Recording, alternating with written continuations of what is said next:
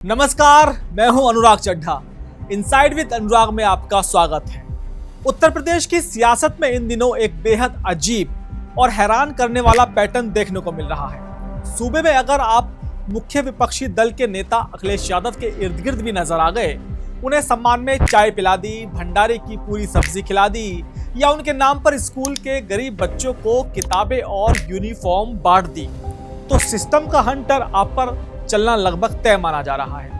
कानपुर के एक सरकारी स्कूल से जो ताजा तस्वीरें और खबरें सामने आई हैं, उसने प्रशासन की कार्यप्रणाली, दोहरे मापदंड और राजनीतिक प्रतिशोध की बहस को एक बार फिर भड़का दिया है। हालांकि स्कूल के अंदर उनको अखिलेश यादव का जन्मदिन नहीं मनाना चाहिए था। दरअसल कानपुर के आर्यनगर विधानसभा क्षेत्र का परमत प्राइमरी स्कूल अचानक यूपी की राजनीति का केंद्र बन गया। तारीख थी 1 जुलाई 2026 और मौका था अखिलेश यादव का जन्मदिन। इस दिन समाजवादी पार्टी के विधायक अमिताभ वाजपेयी ने अपनी विधानसभा के इस स्कूल में कार्यक्रम आयोजित किया। कार्यक्रम के दौरान स्कूल परिसर में अखिलेश यादव के जन्मदिन का बैनर लगा। बच्चों के बीच school bag, readymade dress, chocolate, biscuit और चिप्स बांटे गए। दोपहर 1 बजे के करीब केक भी लाया गया था, जिसे काटकर बच्चों में वितरित कर दिया गया।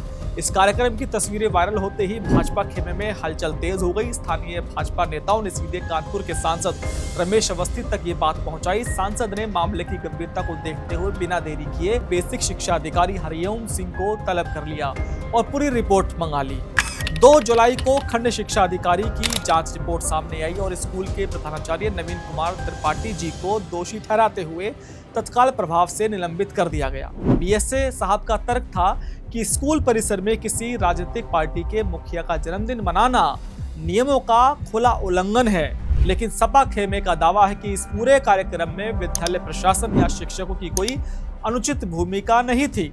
विधायक अमिताभ वाजपेयी का अपना तर्क है कि वे पिछले 10-15 सालों से अपने क्षेत्र के स्कूलों, अनाथालयों और अस्पतालों में महापुरुषों की जयंती या पुण्यतिथि के अवसर पर इस तरह के सामाजिक कार्य करते आ रहे हैं। उन्होंने पिछले साल इसी स्कूल में अपने जन्मदिन पर बैग भी बांटे थे। उनका सीधा आरोप है कि यह निलंबन सिर्फ और सिर्फ सत्ता के अहंकार और राजनीतिक दुर्भावना से प्रेरित है, जहां एक निरीह और बेकसूर प्रधानाचार्य को अपनी ताकत का दुरुपयोग करते हुए मोहरा बना दिया गया।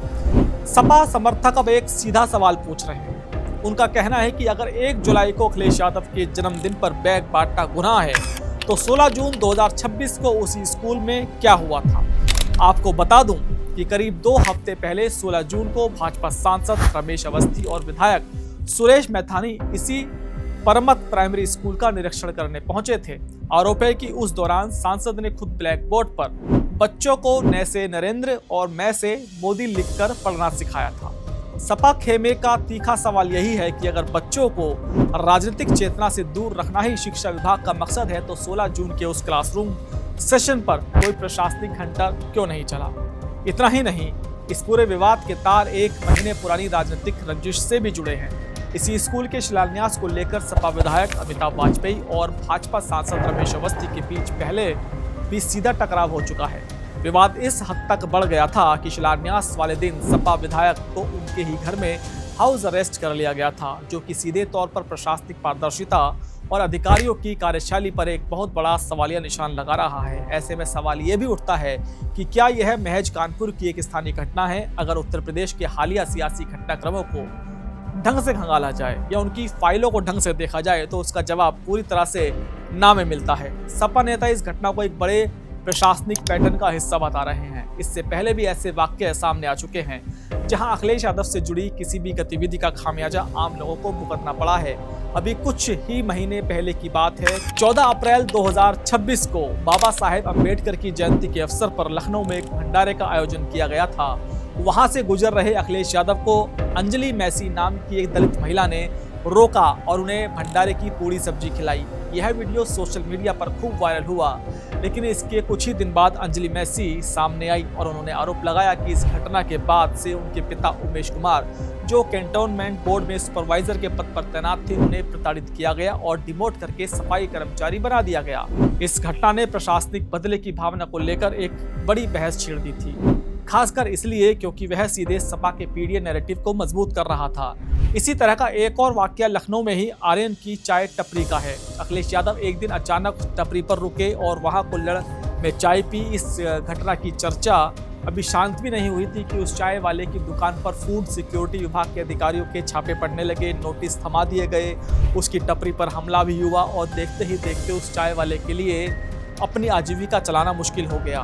सपा प्रवक्ताओं ने तब भी पुरजोर तरीके से यही आरोप लगाया था कि यह कोई रूटीन चेकिंग नहीं थी, बल्कि यह सिर्फ इसलिए हुआ क्योंकि विपक्ष के नेता ने वहां जाकर चाय पी ली थी। अब इन तीन घटनाओं, चाय की टपरी, भंडारे की पूड़ी और स्कूल का केक को अगर एक फ्रेम में रखकर देखा जाए तो मिशन 2027 के नजरिए से इसके गहरे राजनीतिक मायने निकलते हैं। उत्तर प्रदेश जैसे राज्य में जहां चुनाव केवल जाति और विकास के दावों पर नहीं बल्कि परसेप्शन यानी कि धारणाओं पर लड़े जाते हैं, वह ऐसी घटनाएं जमीन पर एक अलग ही संदेश भेज रही हैं। प्रशासनिक अधिकारियों की यह अति सक्रियता असल में सत्ता पक्ष के लिए फायदे का सौदा है या नुकसान का, यह एक बहुत बड़ा सवाल है।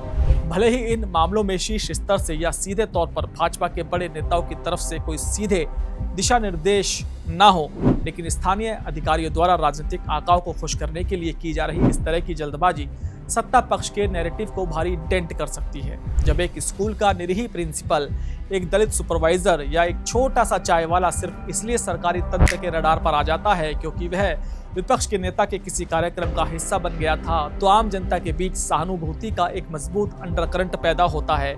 और यही वह सहानुभूति है जिसे समाजवादी पार्टी बहुत ही सधे हुए तरीके से अपने पक्ष में मोड़ने की कोशिश कर रही है। सपा नेता अब जनता के बीच ये सवाल लेकर जा रहे हैं कि क्या विपक्ष का नेता होना या विपक्ष के नेता से बात करना इस राज्य में अपराध हो गया है।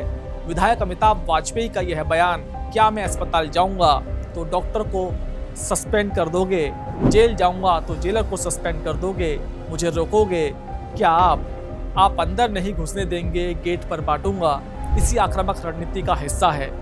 वे यह स्थापित करने की कोशिश कर रहे हैं कि सरकार राजनीतिक दुश्मनी के चलते सीधे तौर पर जनता और सरकारी कर्मचारियों को परेशान कर रही है।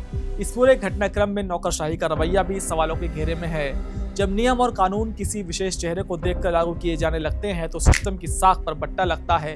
अमिताभ वाजपेयी ने जिलाधिकारी को पत्र लिखकर यह स्पष्ट कर दिया है कि उनका उद्देश्य पूरी तरह से सामाजिक था, उसमें कोई राजनीतिक भाषणबाजी नहीं हुई और निलंबन निरस्त करने की मांग की है। लेकिन यह मामला अब सिर्फ एक प्रिंसिपल की बहाली का नहीं रह चुका है, यह उत्तर प्रदेश के उस सियासी माहौल का प्रतीक बन गया है जहां हर कदम, हर तस्वीर और हर बयान को 2027 के चुनाव के लेंस से देखा जा रहा है। इस तरह की चुनिंदा प्रशासनिक कार्रवाइयां अल्टीमेटली अखिलेश यादव को ही राजनीतिक रूप से मजबूती दे रही हैं। जब भी कोई सत्ता किसी विपक्षी नेता को इतना महत्व देने लगती है कि उसकी चाय, उसका खाना या उसके जन्मदिन को व्यवस्था के लिए खतरा मान लिया जाए, तो वह अनजाने में ही उस विपक्षी नेता के राजनीतिक कद और उसकी प्रासंगिकता को बढ़ा रही होती है। जनता के बीच यह परसेप्शन बनता है कि सत्ता पक्ष के भीतर विपक्ष को लेकर एक भारी बेचैनी है, क्योंकि राजनीति में जब हार जीत का फैसला होना हो तो अक्सर ऐसे ही छोटे छोटे वाक्य जनता के दिमाग में सबसे गहरी छाप छोड़ जाते हैं। दोस्तों, मेरा ये विश्लेषण आपको कैसा लगा कमेंट बॉक्स में जरूर लिखकर बताइएगा। साथ ही साथ मेरे चैनल को सब्सक्राइब करना बिल्कुल मत भूलिएगा। तो आपसे मुलाकात होगी किसी दूसरी खबर के साथ। नमस्कार।